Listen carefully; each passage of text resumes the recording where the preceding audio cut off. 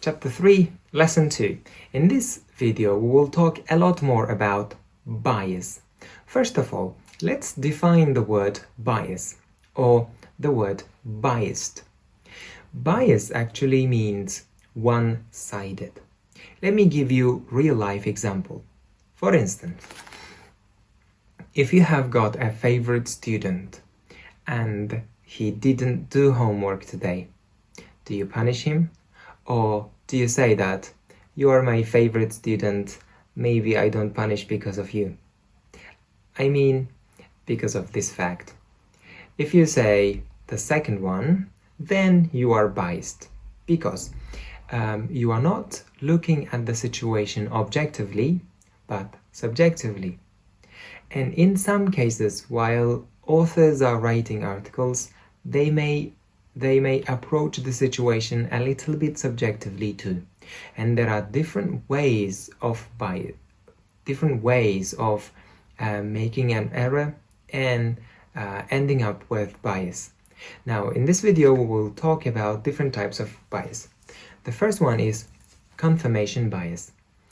Confirmation bias means when the author, from the very beginning, wants to confirm one idea.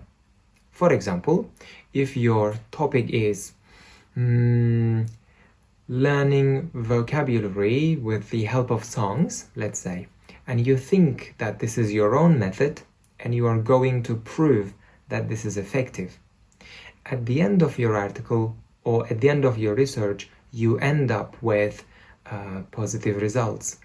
Even if maybe your result didn't show a significant improvement, you change your article and you write that there was a significant improvement. So this is called confirmation bias. And the next one is selection bias. For example, the author selects only well studying students or high performing students while choosing or while implementing a type of method. This is called selection bias. Survivorship bias. Unfortunately, sometimes teachers and educators are forced to produce articles at schools or at higher education. In order to survive in their area, they will publish articles. Of course, these articles are not going to be of high quality. As a result, they produce a type of mediocre article, and we call these kind of articles we call this kind of bias survivorship bias. Another one is anchoring bias. Anchoring bias happens usually when the writer relies heavily on the first piece of information. For instance, if you are going to prove that one theory is right and you start selecting article, you only choose first 10 articles you see. You don't go further, and this is called anchoring bias.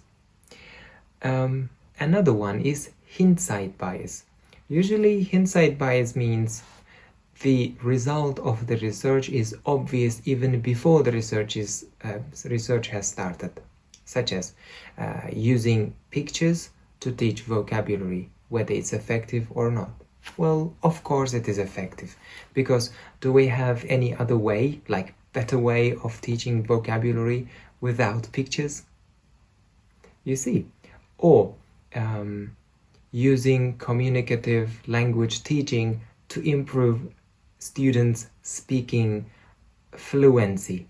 Well, of course this is effective, because how are you going to improve students' fluency without making them communicate in the classroom?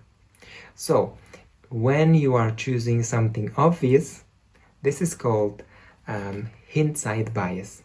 So when you are writing your own article, make sure that you are objectively approaching to your article and be careful of these types of bias.